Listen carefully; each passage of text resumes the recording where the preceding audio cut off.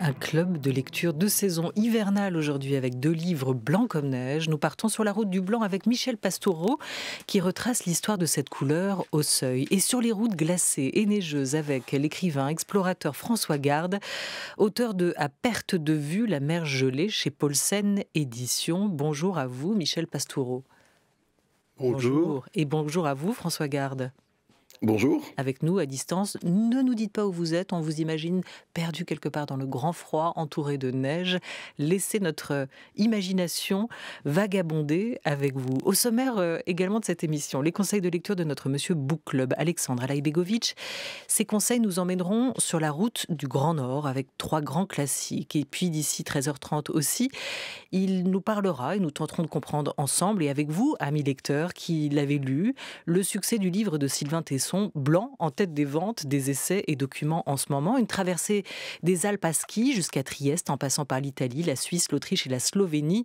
Dans le blanc, tout s'annule, espoirs et regrets. Pourquoi ai-je tant aimé errer dans la pureté, écrit-il. Michel Pastoureau, le blanc, la pureté, une association que l'on fait souvent, à juste titre ? Oui, et cela vient de très loin. Déjà, chez les Grecs et chez les Romains, le blanc est synonyme de pureté, de virginité, d'innocence. La propreté, c'est un peu plus récent. L'hygiène, la propreté, la santé, il faut attendre 18e au 19e siècle. Voilà, blanc comme neige, on va en parler jusqu'à 13h30, mais d'abord jusqu'au 30 décembre, c'est l'étrange Noël des écrivains, de Brigitte Giraud à Pierre Ducreuset, de Grégoire Bouillet à Lucie Ricot. Des autrices, des auteurs nous donnent chaque jour d'inquiétants conseils de lecture, au micro d'Oriane Delacroix, pour faire vivre le fantastique et l'étrange avec des livres à glisser peut-être sous le sapin. Aujourd'hui, c'est le romancier Emmanuel Ruben, auteur chez Stock cette année des Méditerranéennes et des nouvelles ukrainiennes pour lesquelles nous l'avons reçu ce mois-ci. On l'écoute, vous délivrer son conseil de lecture étrange.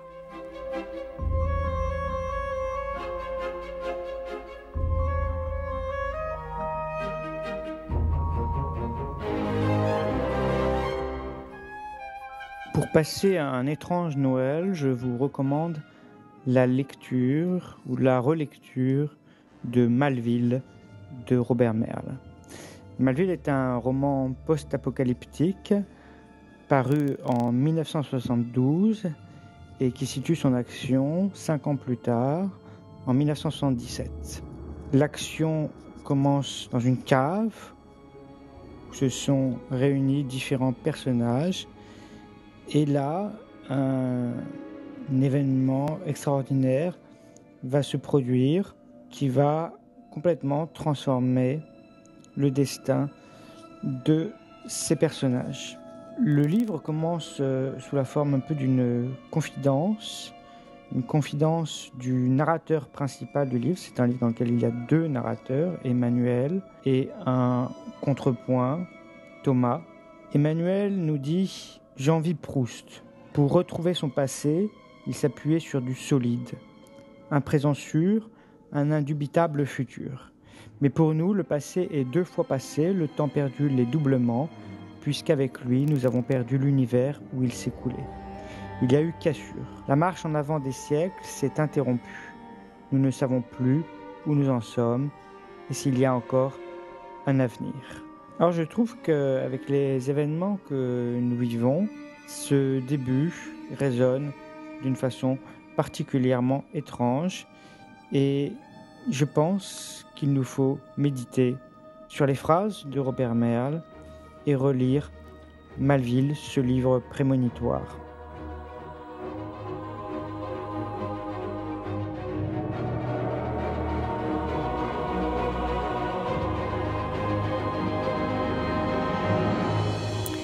Emmanuel Ruben et son choix de lecture pour cet étrange Noël, Maleville de Robert Merle. Et vous, François Garde, vous êtes assurément un étrange personnage, un étrange écrivain, mais est-ce que vous êtes aussi un lecteur de romans étranges, c'est-à-dire fantastiques, déroutants, parfois angoissants, ou tout simplement fantomatiques dans leur ambiance ?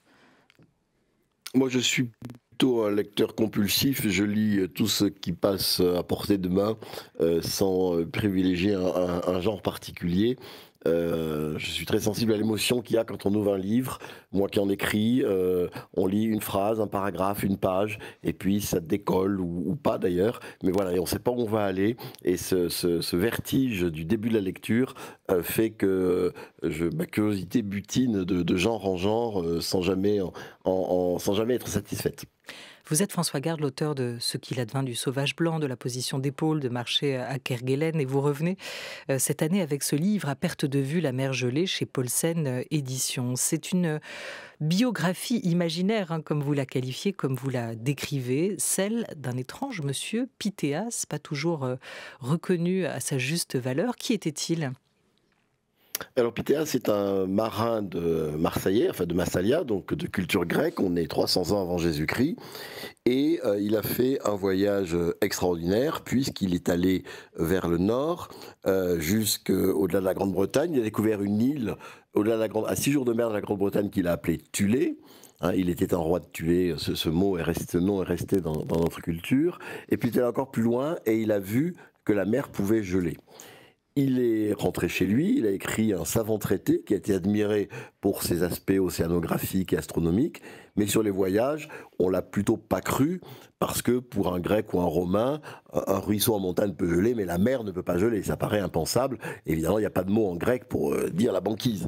Donc ce voyage a été sans succès, puisque personne ne l'a vraiment pris au sérieux. Et en même temps, c'est le premier explorateur polaire dont on est la trace, dont on est le nom, et c'est le premier voyage scientifique dont on est le nom, parce qu'on est certain qu'il n'est pas allé là-bas pour faire du commerce ou pour évangéliser ou conquérir. Il est allé juste pour voir ce qu'il y avait plus loin, et donc ça, c'est le début de la démarche scientifique. Michel Pastoureau, le blanc à l'Antiquité, à l'époque, au temps de Pythéas, avec quelle signification ? Il en avait déjà beaucoup. C'est une couleur qui est parmi les premières que l'être humain a fabriquées en peinture, plus tard en teinture, beaucoup plus tard. Mais à l'époque des Grecs et des Romains, elle est déjà bien présente dans la vie quotidienne. Elle est associée également à de nombreux rituels religieux. La première divinité à laquelle on a rendu culte, en Europe en tout cas, c'est la Lune. La Lune, c'est l'astre blanc par excellence, et tous ses desservants sont vêtus de blanc, et par la suite, d'autres cultes associent le blanc au sacré ou aux pratiques religieuses. Le christianisme viendra au fond le dernier, qui accordera une place essentielle du blanc. Ce sera un tournant, un tournant dans la vie du blanc, le christianisme, assurément, dans la place qu'il va occuper. Les fêtes principales liées à la Vierge et au Christ se fêteront en blanc à partir de l'an 1000 ou des lendemains de l'an 1000. L'Esprit Saint, ce sera le rouge, et les temps d'affliction et de pénitence, le noir. D'ailleurs, dans les sociétés anciennes, jusqu'à des dates avancées, tout tourne autour de blanc, rouge, noir, même si les autres couleurs existent, bien sûr. Mais celles-là sont plus importantes que les autres, et c'est au fond le blanc et ses deux contraires. Blanc-rouge d'un côté, blanc-noir de l'autre.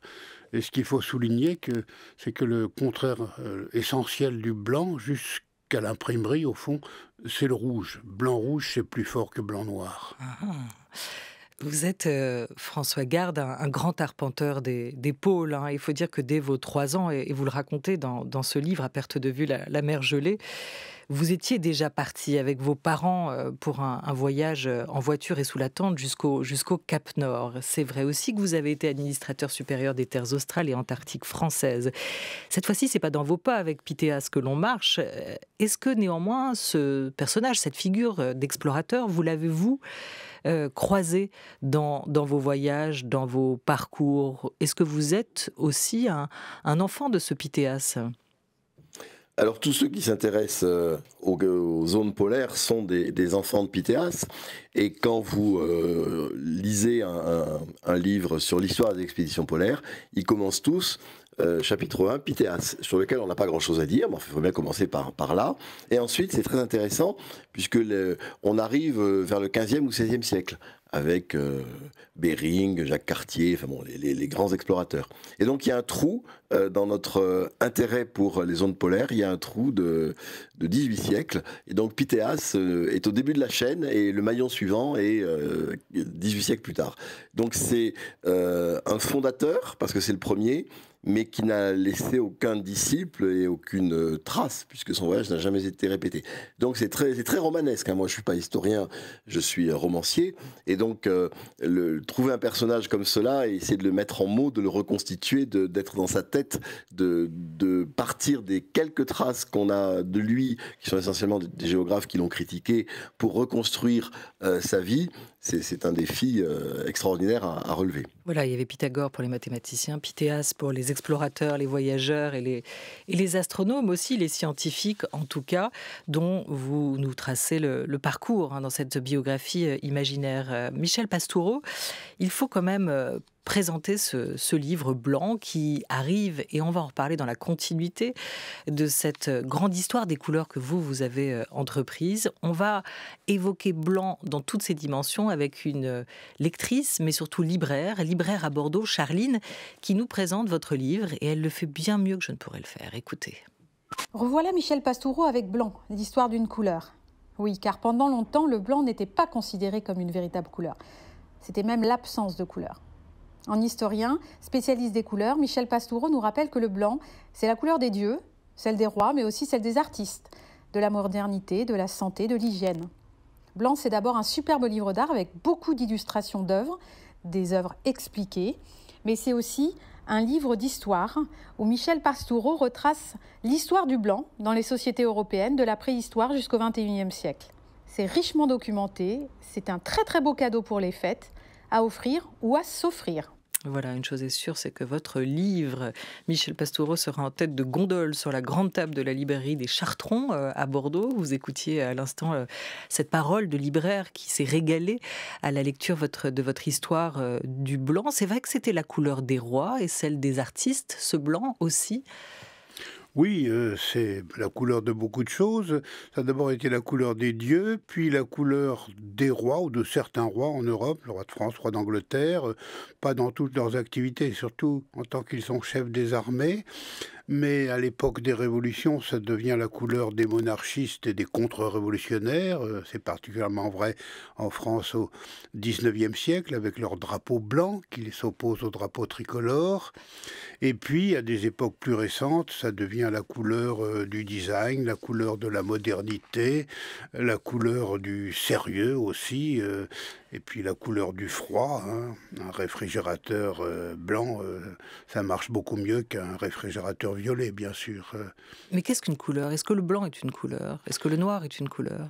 Pour l'historien, bien sûr que le noir et le blanc sont des couleurs à part entière et n'ont jamais cessé de l'être. La période pendant laquelle certaines sciences, pas toutes, ont cessé de considérer le blanc et le noir comme des couleurs est assez courte. Ça va de la fin du XVIIe siècle, quand Newton découvre le spectre. C'est un ordre de la physique découvert par un physicien, jusqu'au début, au milieu du XXe siècle. Donc c'est assez court dans la longue histoire des couleurs. Mais sur le plan social et sur le plan culturel, c'est-à-dire les deux plans sur lesquels je travaille, jamais le noir et le blanc n'ont cessé d'être des couleurs. Quand on lit un catalogue de vente d'étoffes ou de vêtements du XVIIIe siècle, par exemple, on lit des phrases du genre « Cet article se fait en rouge, en bleu, en blanc, en noir, en vert, en jaune ». Donc le blanc est traité exactement comme les autres. Comme les autres. Ouais. Et c'est encore le cas aujourd'hui dans les catalogues de vente. Vous êtes d'accord avec Wittgenstein si on demande que signifie le mot rouge, le mot bleu, le mot noir, le mot blanc? Nous pouvons bien entendu montrer immédiatement des choses qui ont de telles couleurs, mais notre capacité à expliquer la signification de ces mots ne va pas plus loin. Oui, c'est une des phrases les plus importantes jamais écrites sur les couleurs et ça souligne l'impossibilité qu'il y a ou la grande difficulté qu'il y a à définir ce qu'est la couleur. On peut faire l'expérience d'ailleurs en ouvrant un dictionnaire au mot couleur, on verra que tous les auteurs de dictionnaires ont un mal fou à dire ce qu'est la couleur et un mal fou également à dire ce que sont le jaune, le bleu, le rouge, le vert. On va lire des choses du genre jaune, adjectif qui est de la couleur du citron, du safran, de l'or, c'est vrai, mais ça n'est pas une définition. Et puis en dessous, il y aura jaune substantif, couleur qui dans le spectre se situe entre telle et telle longueur d'onde. Ça n'est pas faux non plus, mais c'est une définition de physicien. Pour physicien, les sciences humaines ne peuvent absolument rien faire d'une telle définition. En tout cas, ça fait 2 lignes ou 3 lignes dans le dictionnaire. Vous en faites des livres de plus de 200 pages sur ce blanc, mais aussi sur les autres couleurs. Il faut revenir, peut-être avant de continuer, sur ce projet qui était le vôtre, cette histoire des couleurs, cette série qui avait commencé en 2000 avec Bleu, l'histoire d'une couleur. Vous aviez ensuite donné aussi son histoire au noir, au vert, au rouge, au jaune, et donc aujourd'hui, blanc, histoire d'une couleur au seuil. On revient d'abord donc sur le projet avec Aurélien, alias Auré Lapage. J'ai découvert Michel Pastoureau avec Bleu, histoire d'une couleur, il y a une dizaine d'années, et ce fut un vrai plaisir et un grand étonnement par ce thème. Je n'imaginais pas que ce sujet pouvait être aussi riche, que ce soit en termes de symbolique, de coutume ou bien de technologie, par la maîtrise des pigments et des teintures pour le tissage. Par la suite, j'ai lu noir et je vois cette couleur avec un autre œil aujourd'hui, en particulier pour les vêtements qui n'ont jamais bénéficié d'un noir aussi profond. Récemment, j'ai terminé rouge et je compte lire blanc très rapidement afin de compléter le triptyque des couleurs les plus marquantes pour l'histoire de l'homme, que sont le noir, le rouge et le blanc. Il a raison sur ce triptyque, notre auditeur-lecteur Aurélien. Il a donné les 3 couleurs les plus importantes ou qui ont besoin d'être lues ou comprises ensemble. Il a raison pour, disons, l'Europe ou l'Occident et pour les périodes anciennes. En effet, on a l'impression que pendant assez longtemps, blanc, rouge, noir, c'est une triade qui compte plus que les autres couleurs, c'est-à-dire que bleu, jaune et vert sont un peu en retrait. C'est valide cela jusqu'à la Renaissance, disons, jusqu'à la fin du Moyen-Âge. À partir de cette date, on fonctionne sur 6 couleurs de base, blanc, rouge, noir, vert, jaune, bleu, et on vit encore là-dessus aujourd'hui, parce que dès qu'on passe au violet, au rose, au gris, au brun et à l'oranger, on sent bien qu'on est un cran au-dessous. Ce sont les couleurs du 2e rang. Puis ensuite, il n'y a plus rien. Il n'y a plus que des nuances et des nuances de nuances. Mais rouge brique ou vert olive ou bleu des mers du Sud, ce ne sont pas des couleurs, ce sont des nuances. Malheureusement, le grand public fait souvent la confusion entre couleurs et nuances. Non, des couleurs, il n'y en a que 11. Et je peux, moi qui suis spécialiste du passé, je peux dire l'avenir, je peux vous assurer que dans 30 ou 50 ans, il n'y aura pas de nouvelles couleurs.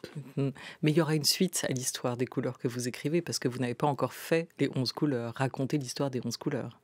Donc après le blanc, ça continuera. Alors oui, oui, hein. On est fini des couleurs de base, blanc, rouge, noir, vert, jaune, bleu. Donc il me reste à m'attaquer aux couleurs ce que j'appelle du second groupe ou du 2e rang, les demi-couleurs en quelque sorte. Il n'y a pas assez à dire pour consacrer un livre entier à l'oranger ou au rose. La symbolique en plus est plus modeste. Donc je crois que je vais les regrouper dans un 7e volume où il y aura donc le violet, le gris, le brun, le rose et l'oranger. Leur histoire et leur symbolique, l'histoire sociale surtout, puisque c'est ça qui m'intéresse, les rapports entre couleurs et société en Europe, donc des temps lointains jusqu'à aujourd'hui. Voilà, alors dans ce livre qu'on ouvre, le blanc, sur un tableau du grand peintre abstrait Marc Rothko, un tableau blanc et rouge, vous le présentez le blanc comme contraire, comme le contraire du rouge. Vous expliquez à ce moment-là que dans l'Antiquité jusqu'au Moyen-Âge, le blanc possède alors 2 contraires, le rouge et le noir. On a commencé à les évoquer jusqu'à l'apparition du livre imprimé et de l'image gravée, où il est le plus souvent opposé au rouge jusqu'au moment où il le sera au noir. Si on retrace toute cette histoire avec vous, cette histoire d'une couleur, de la couleur blanche ou du blanc, qu'est-ce qui vous a, vous, vraiment surpris dans tous ces temps, dans tous ces moments, dans tous ces retournements que le blanc a pu connaître? Qu'est-ce que vous avez pioché, découvert en écrivant cette histoire? Oui, mais ce qui m'a le plus frappé, je crois, c'est l'importance exceptionnelle des couleurs dans la vie aux sociétés. Et par contraste, le fait que pendant longtemps, on s'y est peu intéressé chez les historiens, chez les sociologues, chez les psychologues. On pourrait aller très loin. Quand j'étais moi-même étudiant, il y a donc un demi-siècle, on ne parlait jamais des couleurs à l'université, en tout cas dans les sciences humaines et sociales, et on n'en parlait surtout pas du côté de l'histoire de l'art. La couleur était la grande absente de l'histoire de la peinture. On arrivait à écrire 500 pages sur l'œuvre d'un peintre sans jamais parler des couleurs. Ça a un peu changé, mais pas tellement, moi qui suis aussi historien des animaux. en 50 ans, j'ai vu beaucoup de changements du côté de l'histoire des animaux. Sujet peu sérieux il y a un demi-siècle, devenu très sérieux aujourd'hui. J'aurais aimé qu'il y ait autant de changements du côté des couleurs. Malheureusement, ça n'a pas été le cas. Et oui, c'était de l'ordre de l'acquis. Vous avez écrit, Michel Pastoureau, les couleurs de nos souvenirs. François Garde, je me tourne vers vous. Est-ce que vous avez un souvenir de blanc à nous raconter? Qu'est-ce que représente le blanc pour vous? Mais d'abord, est-ce qu'il y a un souvenir? Si je vous dis blanc, quelle image vous avez en tête? Alors, si vous me dites blanc, spontanément, je pense au continent blanc, c'est-à-dire à l'Antarctique, et à mon premier voyage vers la base du Mont d'Urville. On arrive, la mer est recouverte de petits icebergs, de banquises brisées. On traverse cette marqueterie de blanc de toutes les tailles. Et puis, la base est sur une île caillouteuse. Et puis, tout de suite derrière, le pays, il n'y a pas de paysage. Il y a un glacier qui monte jusqu'à 3000 mètres d'altitude, en pente très très très légère, une espèce d'énorme meringue, si vous voulez. Et on a ce paysage blanc immobile, si vous regardez vers le continent, et blanc qui bouge, avec les débris sur la mer, qui bougent en fonction des marées, des vents et des courants. Donc l'Antarctique, pour moi, c'est le pays du blanc, évidemment. C'est des paysages qu'évidemment on ne peut pas voir ailleurs, et qui ont en plus cette force de paysages où l'homme n'a pas imprimé sa marque. C'est-à-dire on a le sentiment, peut-être à tort, mais que ces paysages sont éternels, qu'ils ne changent pas, qui sont une espèce de pureté originelle, et le blanc participe à cette sensation de virginité, et l'étonnement quand on débarque du bateau et quand on regarde vers l'intérieur du continent, c'est absolument impressionnant. Oui, le blanc, c'est pas le degré zéro de la couleur, c'est pas l'incolore, hein, comme le raconte Michel Pastoureau dans son histoire de cette couleur. Le 10 janvier prochain, vous publierez, François Garde, aux éditions Paulsen, toujours un livre intitulé L'Empire du froid. C'est pas le blanc l'adversaire, c'est le froid. C'est pas la même chose. C'est pas la même chose, en effet, et le froid, là aussi, le vocabulaire pêche un peu. Si vous dites chaud, vous avez toute une série de manières de le dire, de synonymes, de métaphores, etc. Le froid, on est beaucoup plus pauvre, ou alors à le prendre dans un sens figuré. La froideur des relations. Mais si vous parlez du froid en tant que phénomène physique, on dit il fait froid, il fait très froid, ou alors on met un chiffre, il fait -5. Mais voilà, on a beaucoup de mal à saisir le froid dans sa réalité.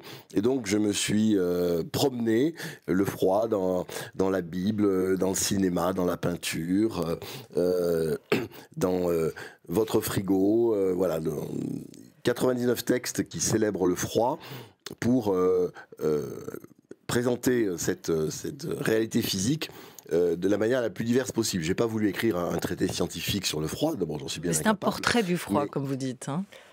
Voilà, c'est un portrait du froid, et qui est toujours un adversaire. On ne cesse de se défendre contre lui, de se protéger. L'homme construit des maisons, ou les animaux des tanières. On a des animaux des poils, nous avons des pulls. Enfin bref, le froid est toujours un ennemi patient, mais un ennemi mortel. Lorsque le froid gagne la partie, son adversaire est mort. Voilà, il a décimé des armées. Il a décimé des armées entières, dites-vous aussi. Vous n'êtes pas tout à fait d'accord, Michel Pastoureau? C'est-à-dire qu'en tant qu'historien, je m'aperçois qu'il y a une chronologie à faire, et dans les sociétés antiques, médiévales et même du début de l'époque moderne, on a beaucoup plus peur du chaud que du froid, parce que contre le froid, on sait lutter, en tout cas dans l'Europe tempérée. Contre le chaud, on ne sait pas lutter, et donc souvent le très chaud est plus péjoratif que le très froid. Ce sont des sociétés modernes qui donnent au froid un statut plus négatif, que je ne rencontre pas dans l'Antiquité romaine ni dans le Moyen-Âge, par exemple. Donc il y a vraiment un problème de date et de chronologie. François Garde. Grecque et romaine, on est dans le monde méditerranéen où le froid n'est pas très violent. Il faut aller plus au nord ou beaucoup plus au sud, ou en haute montagne, pour qu'on mesure la violence et la force du froid. On va écouter, François Garde, l'un de vos lecteurs. Vous dites aussi, pardon, quand même, dans ce livre, que le froid a un emblème et que c'est l'ours blanc, le seigneur de l'Arctique. Vous ramenez la couleur aussi à cette sensation, à ce froid qui peut nous décimer. On va écouter l'un de vos lecteurs, c'est Stéphane, qui a notamment lu Marcher à Kerguelen et qui nous raconte cette expérience de lecture. J'ai beaucoup aimé ce livre. J'ai eu la chance de me rendre à pied dans des endroits totalement isolés, seul ou accompagné de petits groupes. Et puis, je me suis senti en parfaite symbiose avec les écrits de Monsieur Garde quant aux sensations ressenties, les pensées. J'avais lu précédemment Aventure au Kerguelen de Rallier du Bâti. Et j'ai trouvé que le livre de Monsieur Garde était dans la droite ligne de cet ouvrage.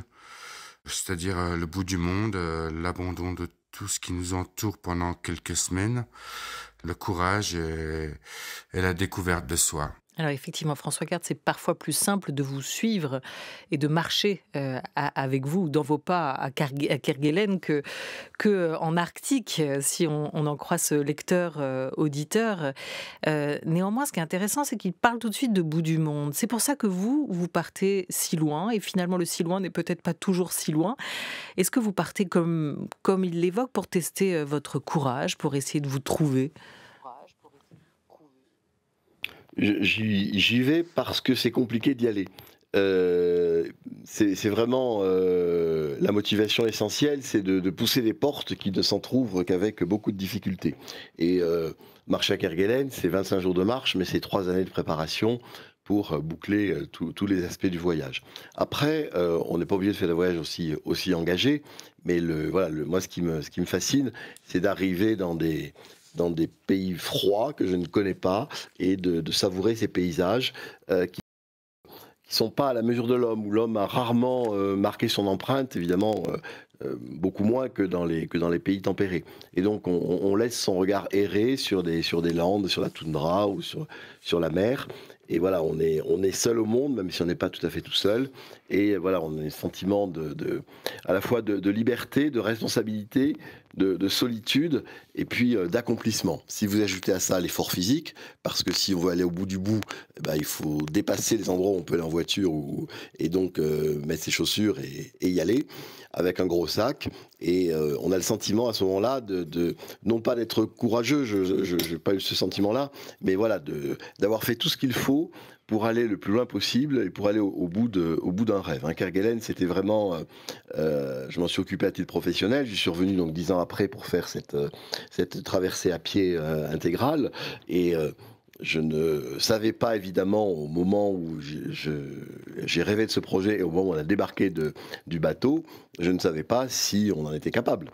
Et donc, au bout de 25 jours, on est arrivé à l'autre bout, on l'avait fait, et ça, c'est un sentiment de très, très grande joie, quoi. Mais ça, je ne reproduirai pas nécessairement ce type d'expédition, mais je pars en Antarctique, par exemple, là, dans 1 mois et demi. Vous allez encore nous donner des envies de grand loin d'ailleurs, etc. Vous y repartez en tout cas. Oui. François Garde, absolument, écrivain et l'historien Michel Pastoureau sont les invités aujourd'hui de ce book club blanc comme neige. France Culture, il est 13h18. Et on part retrouver dans un ailleurs lointain aussi Alexandre Alaïbegovic. Bonjour Alexandre. Bonjour Olivia, bonjour à nos invités. Un book club blanc comme neige, je le disais, vous avez demandé à notre communauté de lecteurs sur Instagram de nous parler des livres qui les ont transportés aux confins gelés du monde. Quels sont leurs retours et leurs recommandations de lecture ? Alors vous savez, elles sont nombreuses et toujours très variées. Alors plutôt que vous en dresser une longue liste, j'ai plutôt essayé de dégager des tendances dans les réponses de notre communauté. Et ces tendances, elles se dégagent assez nettement, s'agissant notamment de l'origine des auteurs de ces romans qui nous parlent du froid. Alors la dominante, vous vous en doutez, ce sont des auteurs nordiques comme Sophie Oksanen, Jon Kalma Stefansson, Tarjei Vesaas, Petra Rautiainen ou encore Roy Jacobsen.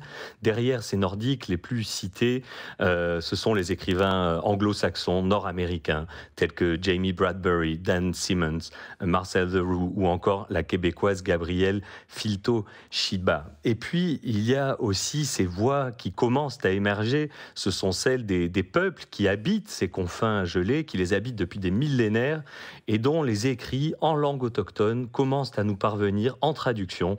C'est notamment le cas du roman Kamik de Marcoussis Patsok, l'Inouk Marcoussis Patsok, dont une de nos lectrices nous dit que jamais un livre ne lui aura à ce point fait sentir la morsure du froid. Camik est publié en France aux éditions de Paysages. Alors François Garde, on a vu toute la difficulté à s'entendre sur cette définition du froid, mais le fait est que notre communauté a surtout plébiscité des écrivains qui l'habitent, ce froid. Est-ce que cette expérience pour écrire, elle est indispensable? Est-ce que le froid, plus que tout autre sujet de la littérature, nécessite pour l'écrivain d'avoir été vécu, d'avoir été subi? Touché de plein fouet, François Garde. Je crois que la réponse ne peut être que positive, mais en insistant sur la différence entre ceux qui habitent ces contrées gelées, donc tous les pays de l'Arctique, pour résumer, et de ceux qui n'y vont que pour des séjours relativement brefs, pour s'exposer au froid et ensuite revenir en climat tempéré. Quand vous avez grandi dans des pays gelés, vous avez appris depuis tout petit à gérer la relation avec le froid. Si vous êtes d'un pays tempéré comme la France, il faut tout réapprendre et tout réinventer et faire des erreurs que ne font pas les natifs de ces pays-là. Alors évidemment, la solution de cette contradiction, c'est d'aller en Antarctique, parce que là, il n'y a pas de peuple autochtone, c'est un continent désert, et donc là, on peut s'exposer, vivre le froid, le très très froid, et la température la plus froide qui a été enregistrée sur la planète, est de moins 80 et quelques sur une base russe au cœur de l'Antarctique. Les Français, oui. Avec vous, François Garde, moins 80, ça ne parle pas. Ça ne parle pas. On n'imagine même pas ce que ça peut être. Vous avez bravé le froid, et il vous a fouetté, comme l'évoquait à l'instant Alexandre Alaïbegovic, et les Français ne sont pas en reste, Alexandre, là-dessus. Non, c'est vrai qu'on peut même dire qu'il y a une tradition française du genre que François Garde perpétue. C'est ce qui ressort des réponses de nos lecteurs. On le sait, nos lecteurs, ils connaissent bien leurs classiques. Et ils nous ont notamment parlé de l'incontournable saga montagnarde de Roger Frison-Roche, qui commence avec Premier de Corday. Mais nos lecteurs, ils sont aussi bien ancrés dans la littérature contemporaine. Ont notamment été cités Bérengère Cornu, J.B. Andréas, Marie Vintras et bien sûr Sylvain Tesson, qui aurait pu être à nos côtés aujourd'hui dans cette émission sur le thème du blanc. Blanc, comme le titre de son dernier livre, sorti le 13 octobre dernier chez Gallimard. Alors je vous en parle, le livre raconte la traversée des Alpes par l'auteur et son ami guide Daniel Dulac, de Menton à Trieste, en passant par l'Italie, la Suisse, l'Autriche et la Slovénie. Alors on ne va pas parler d'un poncif Tesson, mais force est de constater que l'on retrouve ici tous les ingrédients qui font de chacun de ces livres un succès de librairie et puis un succès auprès des lecteurs. Ces ingrédients, le récit d'aventure, la solitude de l'homme face à la beauté, au silence et à la force de la nature, et puis la quête philosophique. Alors n'en dites pas plus, on va donner la parole effectivement aux lecteurs de votre communauté, de notre communauté, Alexandre. On écoute Virginie, oui, Soa, Alexandre. Ces témoignages que vous avez recueillis nous parlent de Blanc de Sylvain Tesson. Ce nouveau récit d'aventure est extraordinaire. Je l'ai trouvé plus poétique que Panthère des Neiges. On retrouve son écriture grandiose qui incite au voyage. C'est toujours un régal de le suivre dans ses aventures. Je relève une citation. « Le vent se lève à midi et le grésil torgnola le monde. À chaque fois que le monde révélerait sa beauté, il faudrait que j'en paillasse la joie par une paire de gifles. » Au fur et à mesure des pages, je me suis aperçue que je suis en train de lire vraiment un livre exceptionnel, je n'ai pas peur de le dire, dans la mesure où, en parlant d'expériences vécues, en parlant d'aventures périlleuses, en terre hostile parfois, l'auteur tourne ça en poésie, tourne ça avec de très beaux mots. Je n'ai qu'une hâte maintenant, c'est d'en lire un autre. Certains diront que Sylvain Tesson écrit toujours le même bouquin, que son écriture est parfois lourde, qu'il se réfère toujours aux mêmes figures, tantôt littéraires, tantôt mythologiques, et tantôt les deux à la fois. Montaigne, si tu m'entends. Personnellement, ce que j'en retiens, c'est une aspiration constante à la pureté, l'effort faisant ici office de chemin vers la pleine conscience. Seul bémol, selon moi, une structure narrative rébarbative. Marcher, grimper, skier, refuge, feu, manger, dormir, marcher, grimper, skier. Merci pour ma première étoile. J'ai apprécié la sérénité du voyage. Pour conclure, je cite Sylvain Tesson qui me répondait à la question « Où va le blanc lorsque la neige a fondu ?» Il fond en larmes. Michel Pastoureau, est-ce que vous avez trouvé la réponse à cette question ? Où va le blanc ? quand la neige a disparu, a fondu? C'est une question qu'on se pose depuis très très longtemps. On pourrait croire qu'elle est de notre temps, d'actualité, d'un auteur contemporain. Pas du tout. On la trouve déjà chez des auteurs latins du 1er siècle avant ou après notre ère. Et puis on la retrouve tout au long du Moyen-Âge. La neige, évidemment, c'est le blanc éphémère. C'est le blanc qui ne dure pas. C'est le blanc immaculé qui va se salir ou qui va fondre. La neige n'est pas le seul référent de la couleur blanche. On pourrait citer aussi la craie, la farine, le lait, la fleur de lys et d'autres choses encore. Voilà, et d'ailleurs cette citation elle est aussi attribuée à Shakespeare, comme quoi la question, et vous avez bien raison, on se la pose depuis longtemps. Merci mille fois à vous Michel Pastoureau, merci François Garde. France Culture, il est 13h25.